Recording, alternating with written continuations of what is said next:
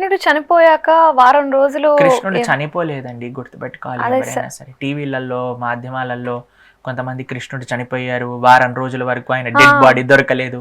ఎంత మహా అపరాధం ఇది, ఎంత గొప్ప అపరాధము అని అంటే ఇది భగవంతుడు కూడా క్షమించని అపరాధం అన్నమాట ఇది. ఎందుకో తెలిసిన అండి, భగవంతుడికి భౌతికమైన జన్మ కాదండి, భగవంతుడికి జన్మ కర్మచ మే దివ్యం ఏవం యో వ్యక్తి తత్వతః.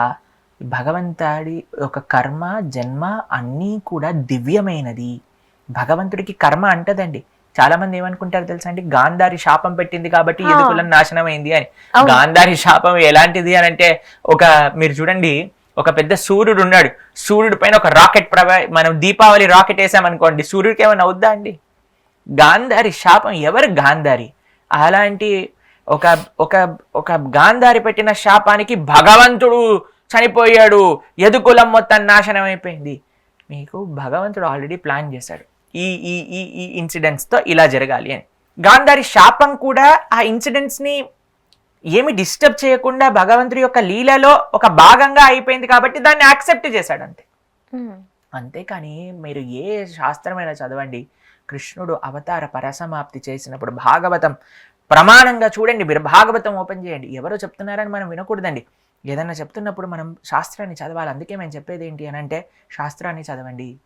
శాస్త్రాన్ని చదివినప్పుడు మనకు అర్థమవుతుంది. ఆచార్యుల నుంచి వినాలి, కానీ శాస్త్రాన్ని చదవాలి, అప్పుడే మనకి టాలీ అవుతుంది. ఎప్పుడైతే కృష్ణుడు భాగవతంలో చెప్పిన విషయం ఏమిటి అని అంటే, ఎప్పుడైతే కృష్ణుడు అంతర్ధానం అయిపోతున్నారో దేవతలందరూ వచ్చారనమాట.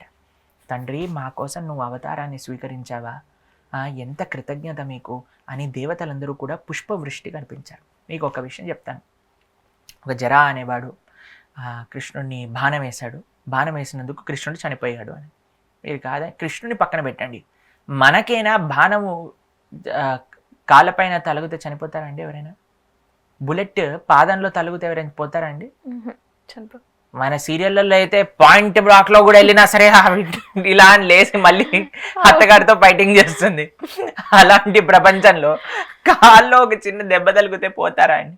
మనమే పోవు, కృష్ణ పరమాత్మకి ఎలాంటి 7 రాత్రులు 7 పగళ్ళు గోవర్ధనాన్ని ఎడమ చేతి చిటికని వేలిలో ఎత్తిన శ్రీకృష్ణ భగవానుడు మొత్తం అరణ్యంలో మొత్తం కూడా కారు చిచ్చు వస్తే అని మొత్తం అరణ్యంలో ఉండే కారు చిచ్చుని మొత్తం కూడా మింగేసిన కృష్ణుడు, శకటాసుర, పూతన, తృణావర్త, కేశి, అరిష్టాసుర, వ్యోమాసుర, ప్రలంభాసుర, అఘాసుర ఇటువంటి అసురులందరినీ సంహరించిన వాడు, చామూర, ముష్టిక, కువలయాపీడ, కంస, శిశుపాల, దంతావక్త ఇటువంటి వాళ్ళని సంహరించిన కృష్ణుడు, ప్రహసన అని ఒక పర్వతం నుంచి దుంకిన కృష్ణుడు, నరకానికి వెళ్ళి తన గురువు గారి యొక్క పిల్లల్ని పట్టుకొచ్చిన కృష్ణుడికి మరణం ఉంటుందా?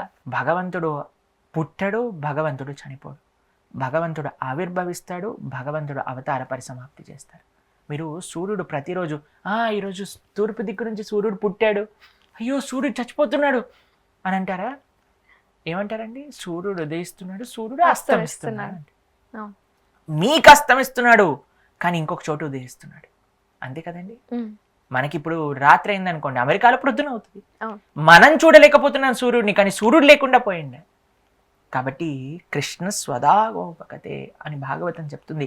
ఆయన తన సొంత శరీరంతో పాటు ఆయన ఎలా అయితే ఆవిర్భవించారో, శంఖ చక్ర గదా పద్మవు జలధరు దేహు నాజాను చతుర్బాహు సరసీలు జాక్షు విశాలాక్షు జారు గదా శంఖ చక్ర పద్మవిలాసు కంఠ కౌస్తుభమని కాంతి బాను కమనీయ కటిసూత్ర కంకణ కేయూర శ్రీవత్సలాంఛనాంచిత విహారు సులకుండల ప్రభాయుత కుంటలలాటు వైడూర్య మణిగణవర కిరీటు బాలు పూర్ణేందు రుజుజాలు సుగుణాల బాలు భక్తలోక బాలు కృపా విశాలు జూచి తిలకించి పులకించి యోపి చెలరేగ వసుదేవుడు చయింపే.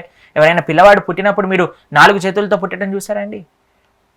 పిల్లలు కృష్ణుడు పుట్టినప్పుడు 4 చేతులతో శంఖ చక్ర గదా పద్మములు ధరించి, అమ్మా నాన్న మీరు పృష్ణి సుతప అనేవాళ్ళు నా కోసం తపస్సు చేసినందుకు నేను అవతరించా, ఇలా ఎవడని పుడతాడా అండి? కాబట్టి కృష్ణుడిది పుట్టుక కాదు, కృష్ణుడు అవతరించారు, కృష్ణుడు అవతార పరిసమాప్తి చేశారు. ఎలా అయితే అవతరించారో అలానే తన స్వశరీరంతో భగవద్ధామానికి వెళ్ళిపోయారు. కానీ కృష్ణుడికి అంత్యక్రియలు చేసి కృష్ణుడి యొక్క గుండె ఇంకో దగ్గరికి వెళ్ళిపోయి అలాంటివి ఏమీ ఉండవండి. మనకంటే శరీరం వేరు, ఆత్మ వేరు. కృష్ణుడికి అలా కాదు. కృష్ణుడి యొక్క శరీరం, ఆయన ఆత్మ సచ్చిదానంద స్వరూపం భగవంతుడు. కాబట్టి ఇటువంటి తప్పుడు విషయాలను మనం నమ్మకూడదు. శాస్త్రం ఎప్పుడూ ఇటువంటి విషయాలను ఒప్పుకోదు.